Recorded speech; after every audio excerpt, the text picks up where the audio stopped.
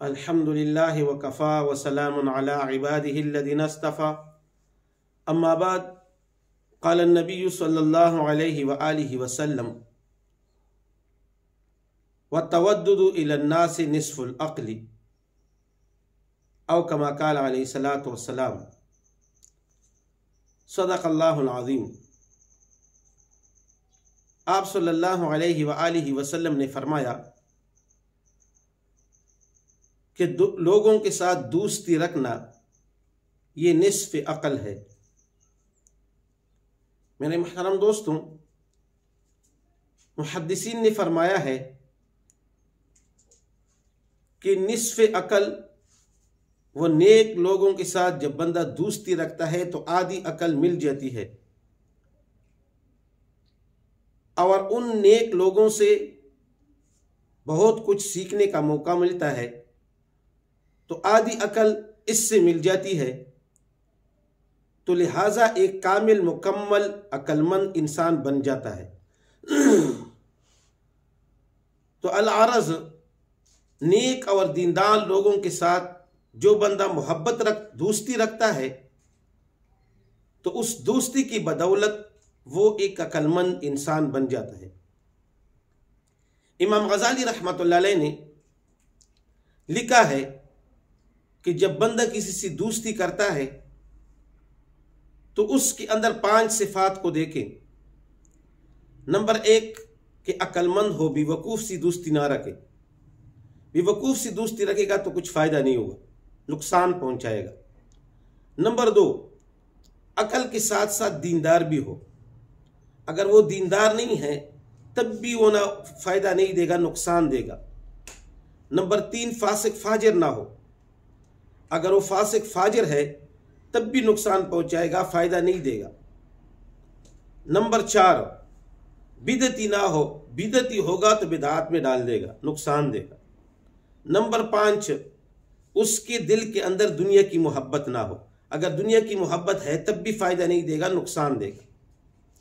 तो लिहाजा अक्लमंद आदमी जब दीनदार है उसके साथ दोस्ती रखना ये बहुत बड़ी फ़ायदे की चीज़ है। इमाम अबू हनीफा रहमतुल्लाह अलैह के मुतालिक लिखा गया है कि एक मरतबा इमाम साहब रहमतुल्लाह अलैह के एक दोस्त इमाम साहब के पास तशरीफ़ ले आए। अर्ज़ किया इमाम साहब से कि मैंने फ़लानी आदमी के पास इतने पैसे तो अर्ज़ किया कि फ़लानी आदमी को मैंने पैसे दी थी, अमानत रखा था मैंने उनके पास कुछ पैसे, लेकिन अब वो मुनकिर है, नहीं दे रहा और मेरे पास ना गवाह है ना कोई और सबूत है। इमाम अबू हनीफा रहमतुल्लाह अलैह ने फरमाया कि आपने ये बात किसी और को तो नहीं बताई? उन्होंने अर्ज़ किया कि नहीं, सिर्फ आपको ही बताई है। इमाम अबू हनीफा रहमतुल्लाह अलैह ने फरमाया कि मैं उनसे आपकी अमानत निकलवाऊंगा, वो आदमी मेरा दोस्त है। तो इमाम साहब उनके पास चले गए और फरमाया उनसे कि बादशाह की तरफ से बहुत ज़्यादा अमानतें आ रही हैं, उसके लिए एक अमानतदार आदमी की ज़रूरत है जिसका घर बड़ा हो। तो उसने फ़ौरन कहा कि मैं हूँ, मेरा घर भी बड़ा है और मैं अमानतदार भी हूँ। तो इमाम साहब रहमतुल्लाह अलैह ने फरमाया कि आपके ऊपर किसी का दावा तो नहीं है? मैं आपको बादशाह के दरबार में पेश करूंगा, ऐसा ना हो कोई दावा कर दे आपके ऊपर। उसने कहा नहीं, मेरे ऊपर किसी का दावा नहीं।